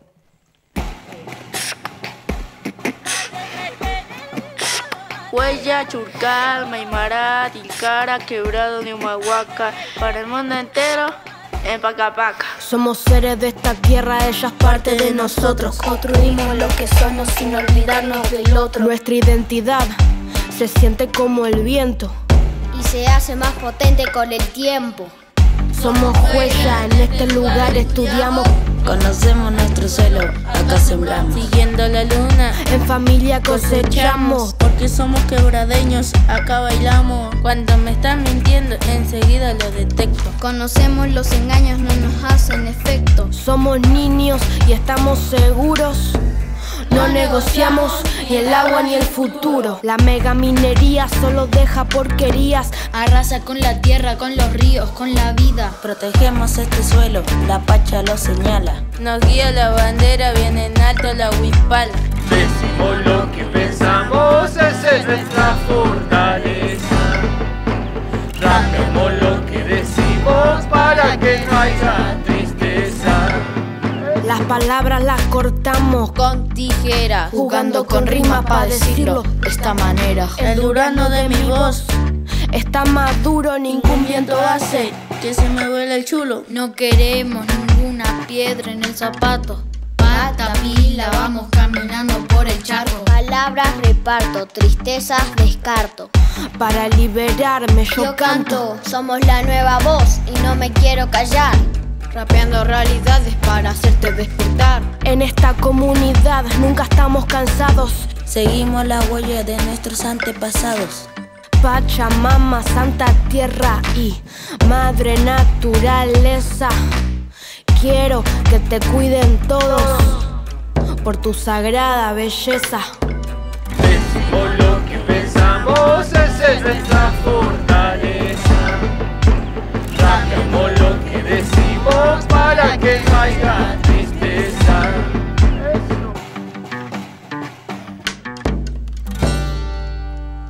Bueno, estas cositas. Oh. Bueno, entonces eso sería lo político. Y lo otro es la política. Lo que observamos, creo, en el presente es una distancia cada vez mayor entre lo político y la política. Algo está pasando que hace, que coloca una distancia casi infranqueable entre los dos universos, ¿no? Podría decir alguna cosa sobre eso también, que es cómo la política hoy se abreva, digamos, bebe en el odio, o sea, en el resentimiento y el rencor, que he pensado bastante sobre ese rencor y ese resentimiento, que tiene que ver con las promesas no cumplidas de la modernidad. Y también con las promesas no cumplidas de la democracia. Y creo que eso es lo que tenemos que estudiar, entender, dónde se produce el odio en el que hoy las fuerzas más antipopulares de la historia vuelven y intentan entonces, mediante la política, conseguir los votos que el gobernador Morales consiguió en Jujuy, pero no van a poder evitar lo político que viene junto también. Entonces ahora recordé, y con eso finalizaba mi exposición, hubo, la última vez que estuve en una mesa con Quijano en Lima, inclusive hay una publicación de ese encuentro, después puedo pasar los datos. Él comenzó su exposición diciendo una cosa tremendamente dolorosa, que todas las personas que estábamos presentes fue como una puñalada. Y él dijo, hemos sido derrotados.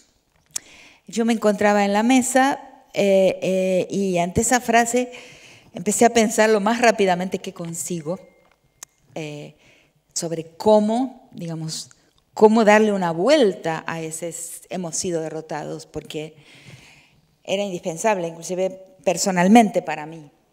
Y entonces dije lo siguiente, acabamos de escuchar a Aníbal hacer un elogio de la derrota. Y creo que la derrota tiene sus razones para ocurrir. Estas derrotas que estamos experimentando, tanto en España, claramente, como también hemos visto en Brasil. Bueno, en Brasil justamente esa derrota pasó relativamente rápido, todavía hay grandes riesgos, pero se vio el mal, se vio la cara del mal. Quizás la derrota merezca ser elogiada, con Trump en los Estados Unidos, ¿no? Porque los vencedores se van rápido, muestran la cara en esa supuesta victoria, como en el caso del gobernador de Jujuy, que apenas venció las elecciones, se negó a darle un salario digno a los maestros, a los docentes, por eso están tan activos ahí, y cambió la constitución provincial para darle a él poderes de reelección indefinida, y también para reprimir las marchas, como la que estamos viendo ahí, y también para tomar sin consulta, lo que es absolutamente hasta inconstitucional en la Argentina, porque la Argentina ratificó la Convención 169 de la OIT, o sea, hay hay obligación de consulta, pero en la Constitución provincial él infringe, inclusive ya está en Argentina desde ayer la Comisión Interamericana de Derechos Humanos, porque su nueva Constitución inflige derechos que ya están constitucionalizados en la Constitución Nacional por la introducción de la Convención de la OIT. Entonces, con esto termino y podemos conversar un poco. ¿Está bien?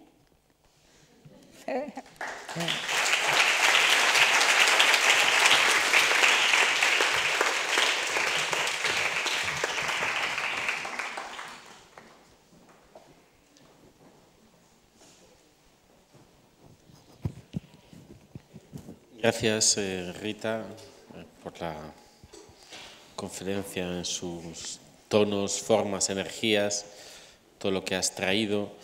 Para abrir turno, que ya veo que hay varias palabras, una pregunta muy rápida, ¿no? Esa energía de lo político, cada vez más distanciado de la política, la convocas, ¿no?, como una fuerza fundamentalmente de carácter conservador, en el sentido de conservar lo común, ¿no?, y fundamentalmente una fuerza con carácter de arraigo, ¿no?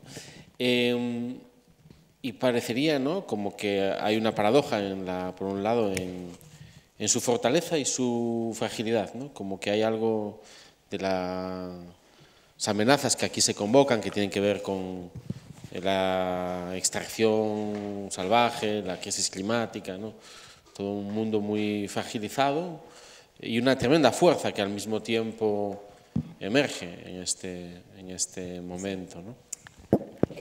Y es curioso que en todos los registros que recibí, que son muchos, esta es una selección, puse varios, pero todos son mujeres las que están hablando. Y con una claridad, no hay una cabeza, no hay un líder, no hay un gran orador, no hay un centralismo democrático, que es una de las estructuras de la estrategia política que detesto con más No hay eso, no hay políticas de arrebañamiento, o sea, de acumulación de fuerzas, que son los dos males de nuestra militancia en los años 60. Lo que hay es la gente.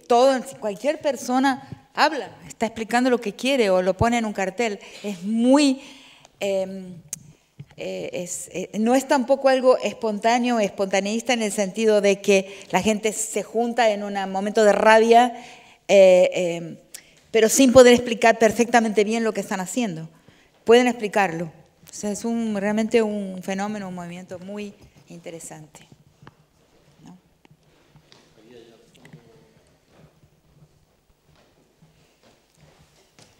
Bueno, y dos cosas que mientras se organiza aquí, lo del micrófono, el ajayu, que la mujer habla, es el alma, pero no es como la nuestra, un alma individual. Es un alma de la familia extensa, de la cual forman parte partículas del ajayu, también tienen los animales domésticos. Por ejemplo, mis dos perras, mis gatitos, tienen partículas del ajayu, del alma de la familia. ¿Sí? Gracias. No es una pregunta, es un comentario de mi interpretación de tu argumento, que me aporta mucho y te lo comparto. Aníbal solía decir en chiste y en serio, ni lo uno ni lo otro, sino todo lo contrario. Es decir, entonces yo empiezo a ver que por ahí va lo político en tu argumento. Y me parece primero muy importante porque para Carl Schmitt, que introdujo la cuestión de lo político, distinguiéndola de la política, entonces lo político para Carl Schmitt era la confrontación entre amigos y enemigos. Pero claro, ahora estamos diciendo desde lo de colonial, se le olvidó el modificador, porque todo el pensamiento moderno nos lleva a modificador porque es un pensamiento desarraigado que asume lo universal. ¿No es cierto? Entonces ahora decimos, sí, Schmitt está bien. Lo que él está hablando es de lo político moderno eurocéntrico. Está bien, ese es su problema. Lo que vos aportás aquí me parece que es muy importante, que es lo político decolonial. Entonces, lo político decolonial se está enfrentando con la derecha y con la izquierda, que es desarraigada, porque es eurocéntrica. Totalmente. Y entonces ahí me explicás, me das a mí la cuestión del arraigo en relación a lo político y en la relación de la dualidad complementaria de las cosmologías indígenas, ¿no? Y todo como esto se traduce, la tierra no nos lo van a quitar, ¿no? Entonces, es decir, somos tierra, ¿no? No queremos la tierra para enriquecernos como un bien, ¿no? En fin, eso es lo que fui interpretando de tu argumento, ¿no? Sí. Ahí pensé una cosa y en el medio se me dio. No, porque yo estaba, una de las partes que tenía para hablar, pero no podía extenderme tanto, porque hace falta energía también para hablar, ¿no? Entonces, que es una crítica que tiene que ver con la guerra de Ucrania, que lo tengo ahí escrito, ya lo hablé en Viena la semana pasada. Nuestros gobiernos de izquierda, o sea, los progresismos, no consiguen desprenderse de la guerrilla derecha-izquierda. Entonces, cuando miran la guerra de Ucrania, no consiguen no leerla a la luz de mundo soviético, mundo capitalista. Y es un error enorme, porque eso no existe más. Inclusive es posible que ni siquiera exista una izquierda en el sentido, como Walter está diciendo, una izquierda dentro de la arquitectura de la política que aprendimos, de la política del mundo eurocéntrico, que con todas las palabras Quijano va a decir que que el mundo soviético y el mundo norteamericano no nos interesan a nosotros, porque son ambos dos completamente eurocéntricos. Entonces lo que hay que buscar es, quizás lo único que quedó es derecha del lado del eurocentrismo. Y hasta la izquierda no estoy muy convencida de que sea izquierda. Lo hemos visto, por ejemplo, con los verdes alemanes o con todo el proyecto europeo de combustibles limpios, pero que, ¿de qué se nutren? De dejar seco y sin agua en nuestro continente, como se quedó Chile. Chile, hasta en los barrios más ricos de Santiago de Chile, el agua está, ¿cómo se llama esto? Cuando está racionada. O sea, hasta la gente rica tiene racionamiento de agua. Por los cultivos, por la palta, el aguacate, el cultivo industrial del aguacate y por las minas.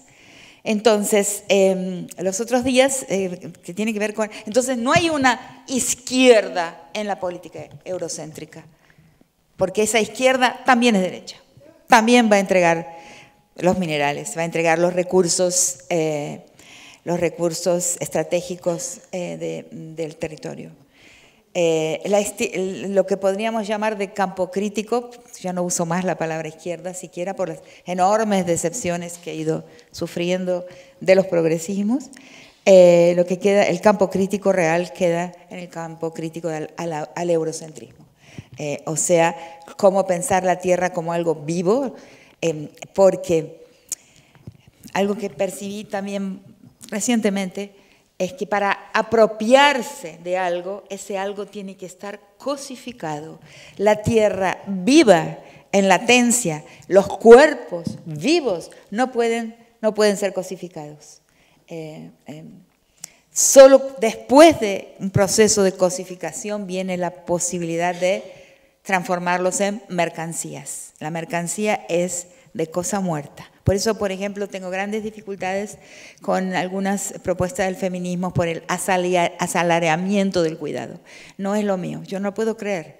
Sería una solución simple, pero me parece increíble, porque no se puede transformar el amor en mercancía. Eso es imposible. Esa es mi posición, pero admito, como soy pluralista antes que todo, admito las posiciones contrarias a esas. Pero... entonces quería contarles que, relativo con este debate, con esta intervención de Walter, que los otros días este gobernador, que es un pícaro, la palabra no es ni vivo, es pícaro, codicioso y egoísta.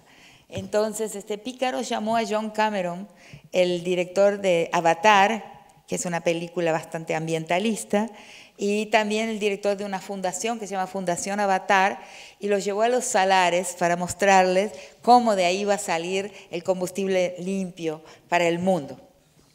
Entonces, dos mujeres de la región de los salares lo siguieron a John Cameron, y hasta Buenos Aires lo siguieron, y se metieron en el hotel de él y le dijeron, desenmascararon la propuesta del gobernador de Jujuy, y John Cameron se volvió ahora un apoyador de la protesta y un militante contrario a Morales. En internet lo pueden buscar, que hay muchas.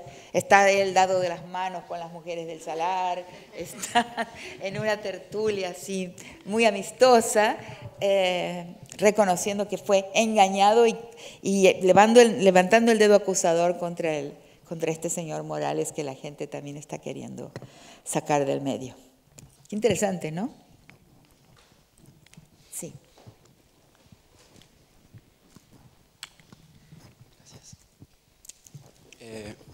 Hola de nuevo, Rita. Yo tengo una pregunta respecto al tema del Estado, que también me hace pensar mucho. ¿Del qué? Del Estado, el Estado como tal. Bueno, aquí el Estado. Sí, ¿se me escucha? Bueno, he leído y he visto algunas conferencias tuyas acerca de una teoría no weberiana sobre el Estado, porque sí, en este momento en España, como lo ves, hay mucha polarización. Hoy día en Madrid se habló de derogar la ley trans, que tanto ha costado pues, que salga adelante. Y lo único que me hace pensar es, ¿cómo puedo dejar yo esa fe en el Estado, en que estas leyes de alguna forma sigan existiendo, puedan salir adelante, cuando hay figuras políticas que están realmente pues intentando invisibilizar eso, ¿no? O sea, ¿cómo puedo yo llevar mi activismo hacia esa esfera estatal sin dejar de lado, sin dejar a comerme por esa estatalidad, por esa politicidad estatal? Porque depende, o sea, me pongo a pensar en todas las organizaciones políticas que existen aquí en Madrid, en los barrios obreros, que trabajan con personas LGBT, y al mismo tiempo en cómo esas demandas pueden transferirse a esa estatalidad. Cuando corremos hoy en día creo que muchísimo peligro ante el avance de estos movimientos que lo que buscan es mermar nuestros derechos y borrar nuestra existencia. Lo digo porque he leído muchísimos análisis estos días en donde se hace una crítica a la izquierda y se dice que las personas queer o las personas que hacemos teoría queer nos hemos dedicado demasiado a eso y deberíamos dejar de eso a un lado. Y lo único que se me ocurre es lo mismo que les pasó a las mujeres en la década de los 60, de los 70, a las mujeres negras, cuando se les decía que o tenían que estar de parte del movimiento por los derechos civiles o tenían que estar por el feminismo, por los derechos de las mujeres. Y es algo que me resuena muchísimo porque creo que se nos está diciendo lo mismo a nosotros hoy en día, que no importan nuestras identidades porque tenemos que apañarnos frente al avance monstruoso de la derecha. Entonces quisiera entender cómo podemos de alguna forma o entender esa estatalidad, esa teoría del Estado desde esta teoría no weberiana que mencionas. Claro, voy a explicar qué es una teoría no weberiana, un poco presuntuosa yo, ¿no? Hablar de que propongo una teoría no weberiana del Estado. La otra es qué pienso yo del Estado. Y la tercera es, cuidado porque tengo problemas de memoria, la tercera es la más importante. El tema de cómo se nos está diciendo que dejemos de lado nuestras demandas. Espera.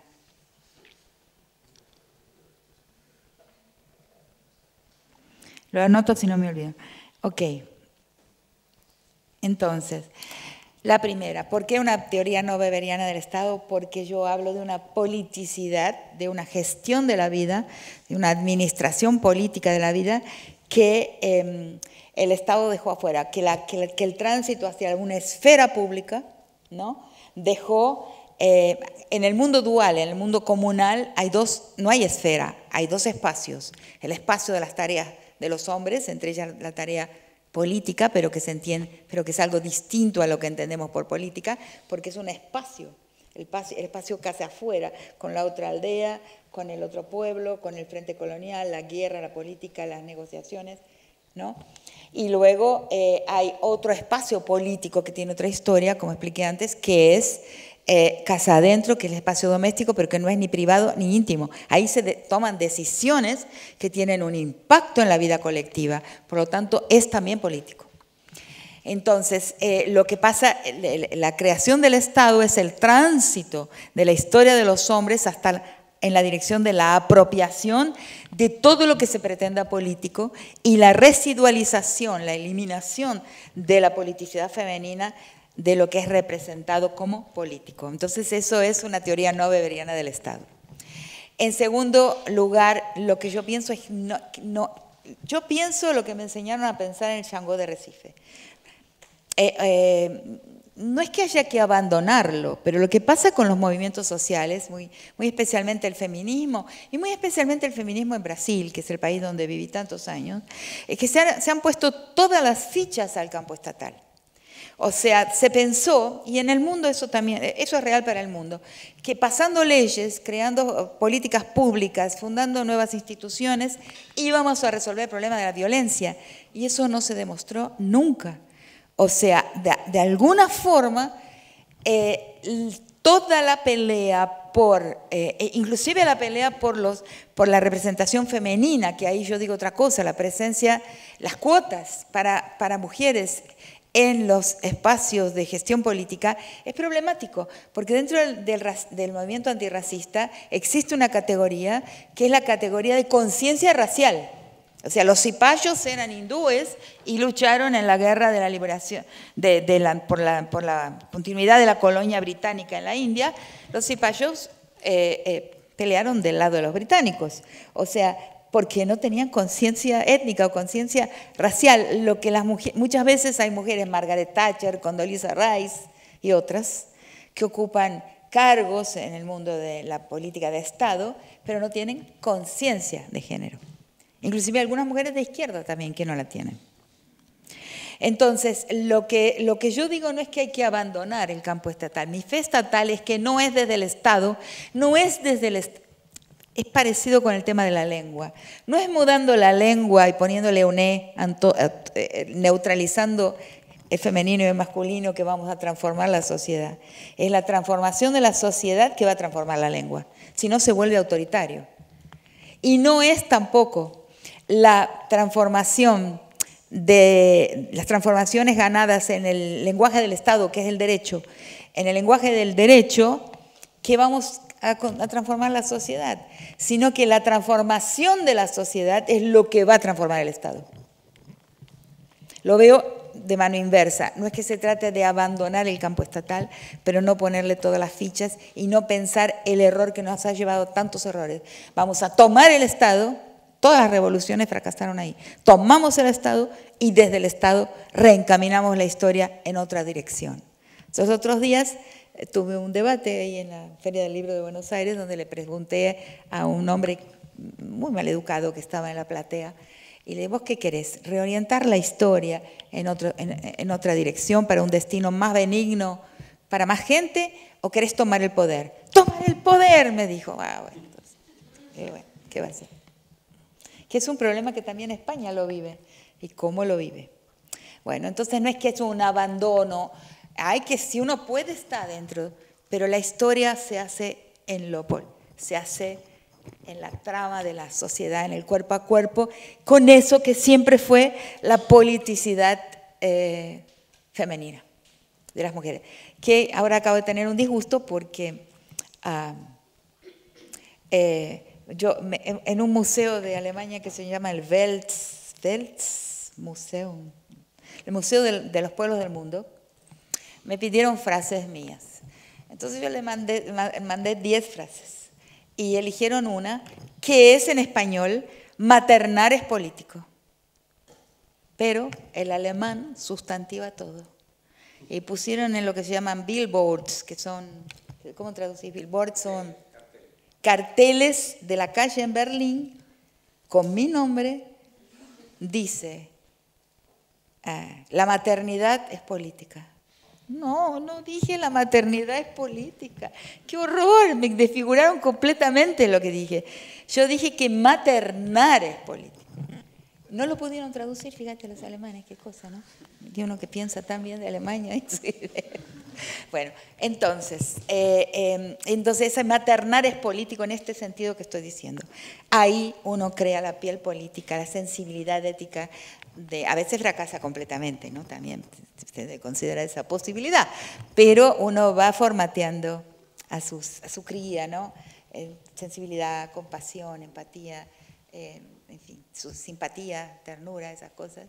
Bueno, esa es la segunda cosa. Creo que cuando eso cambia en la sociedad, el Estado cambiará. No le coloco demasiada fe en que tomar el poder del Estado signifique necesariamente transformar la sociedad, porque no lo he visto ocurrir.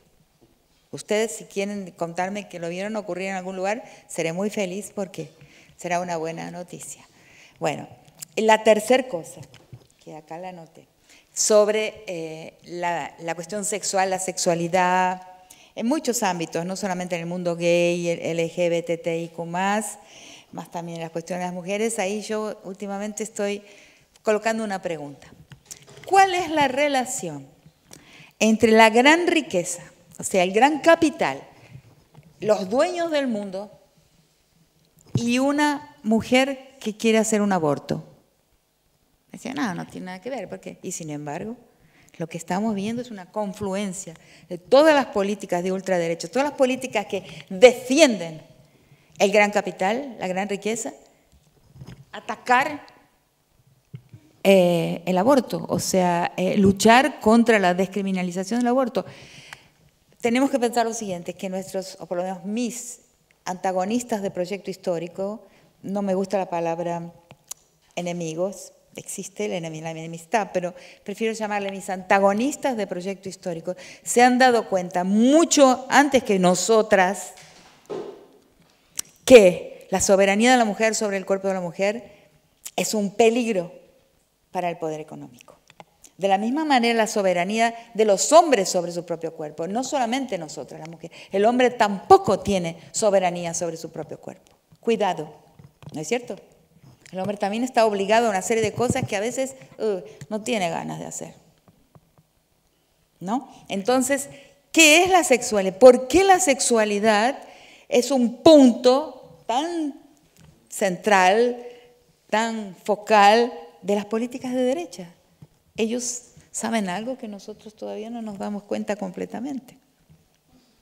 Hay dos soluciones para esta pregunta, pero pueden haber otras, dos a las cuales yo llegué. La primera es que la mujer, o sea, la mujer, lo femenino, es un blanco fácil para el odio, porque está, como me lo dijo una vez un entrevistado cuando en mi principio de mi investigación con muchos de mis estudiantes sobre violación en la cárcel de Brasilia, últimamente lo recordé, lo había olvidado. Uno de los entrevistados, uno de los violadores, me dice, pero profesora, me dice, ¿no vio Eva? Dice, ¿por qué no? Eva, le digo, Eva la de la Biblia. Sí, profesora, dice, ¿no vio? No, ¿qué tiene que ver con lo que estamos hablando acá? Y me dice, claro, dice, no fuera por Eva, viviríamos en el paraíso hasta hoy. Y eso es real todos los días, todo el tiempo. La mujer es sospechosa, trae una intención sospechosa. Entonces es un blanco fácil que unifica todo fascismo. El fascismo, en una definición simple, es aquella doctrina política que necesita de enemigos, que necesita construir un enemigo o más de un enemigo para consolidar la unión del poder, o sea, cementar la unión del poder. La mujer es un enemigo fácil, sospechoso. Esa es una razón, pero la otra razón es una razón que es la razón de la libertad, la soberanía sobre el propio cuerpo, que lleva a formas de felicidad, inclusive de vincularidad, que amenazan el edificio de todos los poderes también. Creo eso. Entonces, eso entra en la política, entra en quién uno vota. Uno no va a votar un movimiento fascista porque sabe que el fascismo vive de la violencia, vive de la enemistad, vive de la autorificación. Lo que pasa es que no hay cultura, hay un problema de comunicación. Yo creo que en el mundo actual, que es el mundo de los medios de comunicación, del imperio mediático, el problema más grande es el problema de las palabras. Pero me consta, por lo menos en mi país, pero me imagino que no somos tan raros los argentinos. En Argentina hay un filósofo popular que se llama, a lo mejor lo conocen acá también, que se llama Darío Strenschreiber, qué difícil, ¿no? Pero la gente, para facilitarle, lo llama Darío SZ, que lo siguen multitudes, pero multitudes. Él da una conferencia y vienen 10.000 personas, estadios enteros. Eso es una alegría muy grande. Significa que la gente, por eso la gente va a las iglesias, va a las religiones. La gente necesita palabras y no las tiene. Ese es nuestro papel, yo creo. El papel de quien piensa es nada más y nada menos que ofrecer vocabularios, nombres, porque el nombre rápidamente se transforma en una herramienta. Gracias, Rita. Si quieres, tomamos una ronda.